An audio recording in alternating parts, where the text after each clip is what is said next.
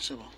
mbokk yi ñu ngi leen di nuyu mbokk yi ñu ngi leen di nuyu man la seen rakk seen doom seen mbokk seen député seen ndaw Guy Marius Sagna donc ñëwoon fii tey Tëngéej pour def campagne électorale fii ci Tëngéej ak patriotes yi waaye gis ngeen dañoo egsi rek autopolice yi wër ñu. Voilà, autopolice yi wër ñu et comme d'habitude defoon nañ ko parcelle ñu dem parcelle ñu téye ñu dem HLM mais qui descend le truc là-bas ñu dem montre-les s'il te plaît. si non dinaa leen sàccaale wax rek. Voilà donc ñu dem HLM marché HLM gis ngeen ñu distribuer spécimen Diomaye président ndaxte ci jamono campagne la ñu nekk tey ñu waxoon ne dañuy ñëw fii appel à Assane et dis-leur de venir ici c'est tout et en fait ñu ñëw fii Tëngéej balaay Tëngéej ñu demoon HLM bi ñu demee HLM gis ngeen police bëggoon nañ ñu arrêté et ñu lànk ne leen dañoo nekk ci jamono campagne électorale et kenn duñu tere def campagne électorale lu dul conseil constitutionnel atte li nga xam ne moom la député Yewwi Askan Wi déposé ci kanamu conseil constitutionnel pour wane ni lii député APR yi député Macky Sall yi wax loi bi ñu voté loi boobu loi bu baax la loolu rek mooy mun tax du ñu def campagne électorale mais en attendant recours bi député Yewwi Askan Wi yi def ci conseil constitutionnel c'est suspensif maanaam dañoo delluwaat ci jamono campagne électorale kenn duñu tere campagne électorale donc lii police su maanaam Tëngéej di def baare suñu ginnaaw oto ak suñu kanam oto gis ngeen oto bii moo jàkkaarloog suñu oto ci ginnaaw mu am beneen oto police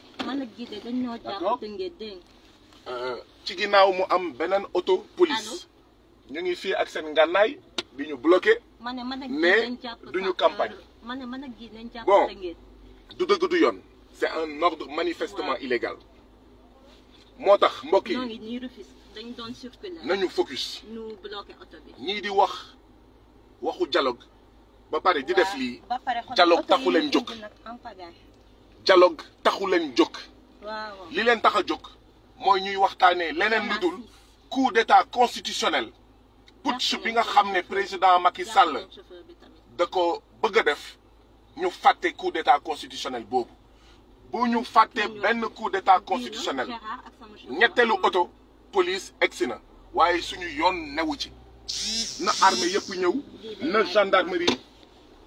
yëpp ñëw na gendarmerie yëpp ñëw faale wuñu cet ordre manifestement illégal campagne électorale ci lañ nekk dañuy joxe distribution dañuy joxe suñu spécimen ngir askanu Sénégal xàmmee ràññee li nga xam ne mooy suñu bulletin di bulletin Diomaye président donc ñuy profité di lancer appel askanu Sénégal yëpp ne leen bu kenn dellu ginnaaw ñun ñëpp nañu jàpp dañuy campagne électorale dañuy jëm élection dimanche 25 février 2024 dañuy jëm élection le 2 avril mooy bés bu mujj ci mandat président Macky Sall daf ñuy delloo li ñu moom muy suñu mandat delloowuñu ko le 3 avril 2024 Macky Sall nekkatul président de la République ñu def li nga xam ne moom Macky Sall moo ñu ko waxoon dañuy dem déloger président Ablaye Wade bu respecté wul constitution président Macky Sall nekkul di respecté constitution moo waxoon dañuy taxawal gouvernement parallèle di leen taxawal gouvernement parallèle ndaxte à partir du 3 avril 2024 Macky Sall nekkatul président donc mbokk yi la désobéissance civile continue mbokk yi la résistance continue mbokk yi fii Sénégal la tudd démocratie la république la ma leen di fàttali ne ñu ngi fii Tëngéej police su Macky Sall police bi nekk fii ci Tëngéej bloqué ñu ci kanam bloqué ñu ci ginnaaw te du dëgg du yoon du dëgg du yoon policier yaa ngi fii policier yaa ngi nii ñu sol seeni kagul d'accord te képp kuy sol kagul di dem seeti ay citoyen yow naroo lu baax yow naroo lu bon ñun nag dañuy résister ñun nag dañuy campagne ñun nag dañuy jëm élection ñun nag 2 avril mooy bés bu mujj ci président Macky Sall lépp lu muy def bu yóbboo na profito ci fan yu mujj yi ko dese ci boppu Sénégal te fan yooyu di jeex le 2 avril 2024 citoyens yëpp fu ñu munti nekk fii ci Sénégal 14 régions 46 départements ak diaspora bi fépp fu ñu munti nekk na citoyens yëpp jóg taxaw na citoyens yëpp lànk na citoyens yëpp tëdd ci suuf ma koy fàttali mbokk yi ñuy seetaan di ñu déglu ñu ngi fii Tëngéej ñëwoon fii ak patriote yi nekk département Tëngéej ngir joxe suñu ay spécimen Diomaye président ndaxte ci campagne électorale la ñu nekk egsi nañ Tëngéej bloqué nañ ñu jàpp nañ suñu chauffeur yóbbu nañ ko xaw ma fuñ ko yóbbu ñu jàpp suñu chauffeur di ko laaj ay këyitam ndekete boobu ay lay la woon pour ñu téye ñu fii le temps que renfort yi agsi loolu mooy lu am fii Tëngéej mooy lu bees ñu koy ñaawlu ba fu ñaawlu yem di wax ne kuy woote dialogue doo doxalee nii kuy woote dialogue doo doxalee nii kuy woote jàmm doo doxalee nii kuy woote xawma pacification doo doxalee nii léegi nag ñun ñu ngi fii suñu oto dañoo bougé wul dañoo génnul ci oto bi ñuy xaar nag ñoom lu ñu bëgg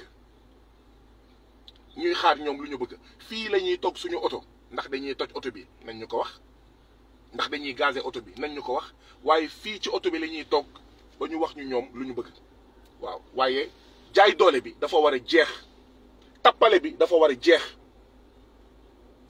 ray temps pour président Macky Sall gën fee yàgg xool à quelle sauce il va nous manger loolu dafa war a jeex donc nous sommes ici dans le département de Rufisque nous sommes ici dans le département de Rufisque où nous sommes venus prêter main forte aux patriotes du département de Rufisque dans le cadre de la campagne électorale en vue de l'élection présidentielle du dimanche 25 février 2024.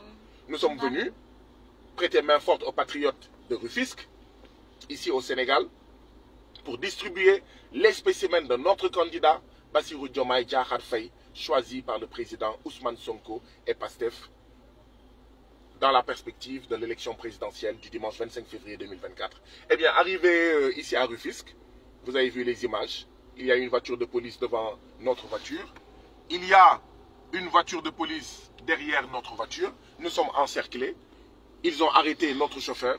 Nous sommes ici dans notre voiture, bloqués, encerclés par la police. Et ça, c'est tout simplement illégal.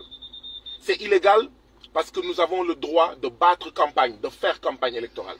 C'est illégal parce qu'il y a eu un recours qui a été déposé au niveau du Conseil constitutionnel du Sénégal pour dénoncer la loi votée à l'Assemblée nationale, qui est une loi anticonstitutionnelle, qui est une loi contraire à la Constitution, qui en fait consacre un coup d'État du président Macky Sall.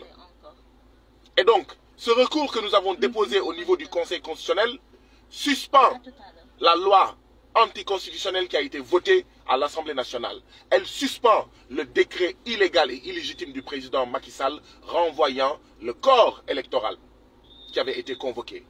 Mais je rappelle qu'en plus, le décret qui fixe l'élection présidentielle au 25 février 2024 n'a pas été rapporté, n'a pas été annulé.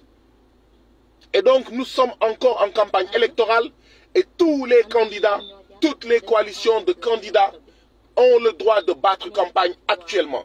Et c'est ce que nous sommes venus faire aujourd'hui à Rufisque, après l'avoir fait au marché HLM, après l'avoir fait aux parcelles.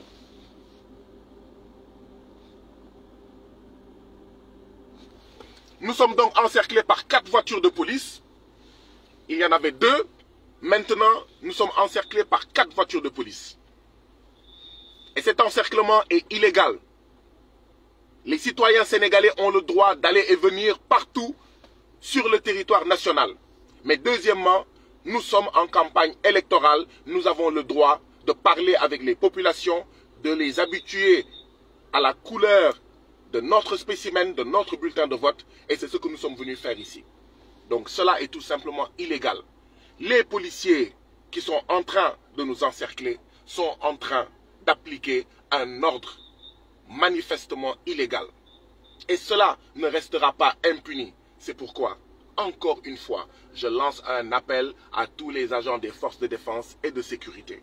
Recevoir des ordres ne vous protégera pas de l'application d'un ordre manifestement illégal. Nous sommes en campagne électorale. Nous n'accepterons pas le coup d'État du président Macky Sall parce que oui, il s'agit bien d'un coup d'État consistant 10 heures avant le démarrage de la campagne électorale d'annuler l'élection présidentielle du 25 février 2024. C'est un coup d'État.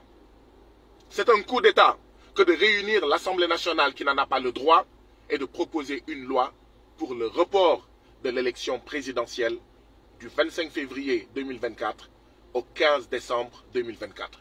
C'est illégal, c'est anticonstitutionnel, c'est tout simplement un coup d'État.